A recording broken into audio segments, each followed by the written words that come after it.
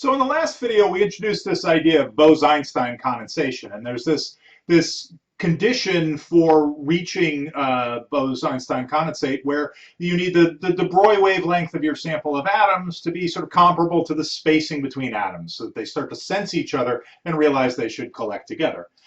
If you're trying to do this with laser-cooled atoms, you're really not all that close.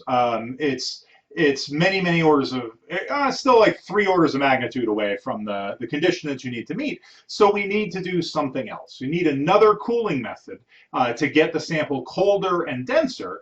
But that cooling method can't involve the scattering of light because you need to get below the recoil temperature for the atoms. You need to get below the average speed of the atoms, below the speed that they acquire when they absorb or emit a single photon, which means no lasers, which means you need to do this in either a magnetic trap or a very far off resonant optical trap to hold these.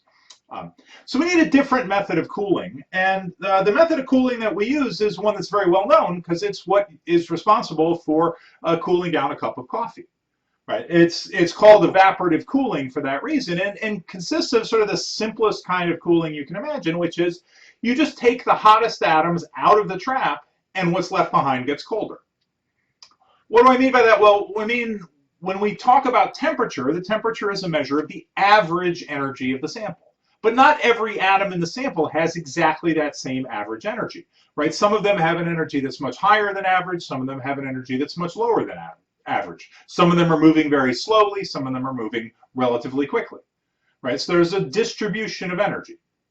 Now, if you can selectively take the atoms that have high energy, right, the individual atoms whose kinetic energy happens to be higher than average, you pull those out of the sample, you reduce the total energy of the sample by more than the average amount. And so if you add up the energy of all the atoms in the sample and divide by how many atoms you have, then the average energy goes down, right? And that redistribution happens. That's a legitimate thing to do because there's a redistribution of the energy. These atoms collide with each other, and in so doing, they redistribute the energy so that the average energy is now lower because all of the energy is sort of shared among the atoms of the sample.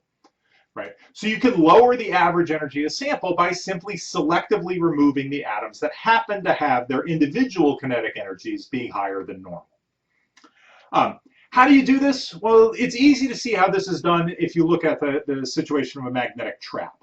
Right? So a magnetic trap, we have a low magnetic field in the center, and it increases as you go outside, and that causes the energy of the state in the atoms to increase, which means an atom that tries to move out needs to give up some of its kinetic energy to increase its internal energy, and so it slows down and is eventually a point where it turns around and comes back, and they roll back and forth as if they're in a bowl.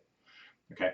Now, if you do this, if you set up a magnetic trap of this type, the atoms on the outside are going to be the hot ones. Right? The atoms that have higher energy are going to get farther out the bowl before they've given up all of their kinetic energy and have to turn around and go back. Which means if you look on the outer edges of your magnetic trapped sample, those atoms are going to be the ones whose energy is higher.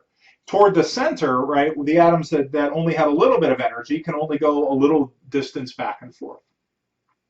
Now, this energy also, right, you're changing these internal energy levels. That also changes the energy of a state. You can drive atoms from one state to another. And that means that since the energy, the frequency you need to drive atoms from one state to another depends on the energy difference, right? It's a different frequency on the outer edge of the trap than in the center. So you can tune a sample, you can tune a source of light so that it's producing exactly the right frequency to drive atoms at the outside edge of the trap to a state that isn't trapped, and then expel them from the trap, while leaving the ones that are toward the center of the trap alone. Right? When you do that, right, you're selectively removing hot atoms that are the ones that are on the outside edges of the trap, and that lowers the average energy of the sample.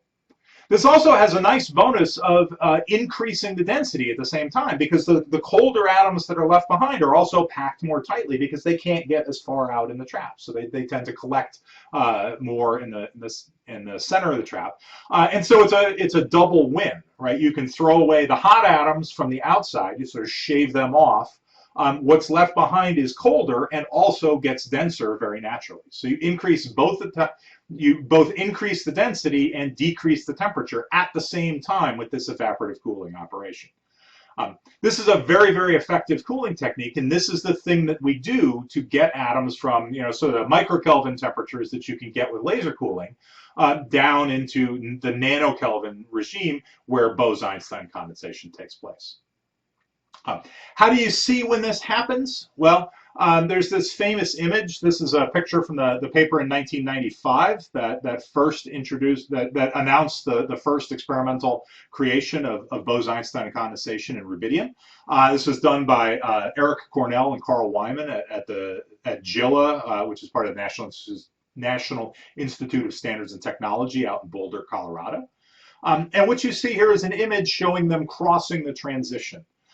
So how does this work? Well, what they do is they take their sample of atoms, they cool it down, they do evaporative cooling to some level, and then they release the atoms from the trap and allow them to expand. And now these atoms all have velocities going in random directions, so this cloud of atoms that starts out very tight will expand as the atoms all fly away from each other. They let it expand for some time, and then they take a picture of the resulting cloud.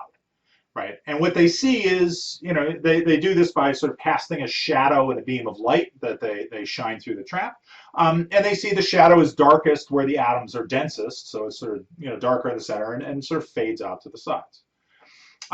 What they see is they do this as they cool down, they see these spherical clouds with sort of a bump in the center, but it's a very smooth distribution. And at some point, very suddenly, there's a transition where suddenly they get left behind a very tight, very narrow distribution of atoms. This shows up as the spike in the three-dimensional picture, and that's the Bose-Einstein condensate. That's a whole bunch of atoms that have all collapsed into a single quantum state, and that state exists right at the center of the trap. These are atoms that are effectively as close to absolute zero as you could possibly get. Right. In this picture here, this is tens of thousands, maybe 100,000 atoms total that they've cooled all the way down into the BEC state, and they detect that by seeing this extremely high density little lump of atoms that's all clumped together in the center. So this was done in 1995 by Eric Cornell and Carl Wyman out at GILA in Colorado.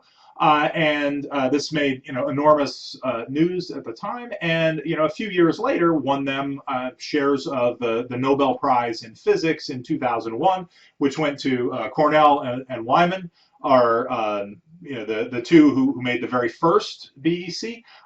Their experiment was followed a very short time later by Wolfgang Ketterle of MIT, who did a number of really good experiments with this. He was very close to getting it at the same time as Cornell and Wyman, and did tons of groundbreaking experiments in the early days. So these three shared the Nobel Prize in Physics in 2001, right around the time I started teaching at Union, actually. So that was kind of cool.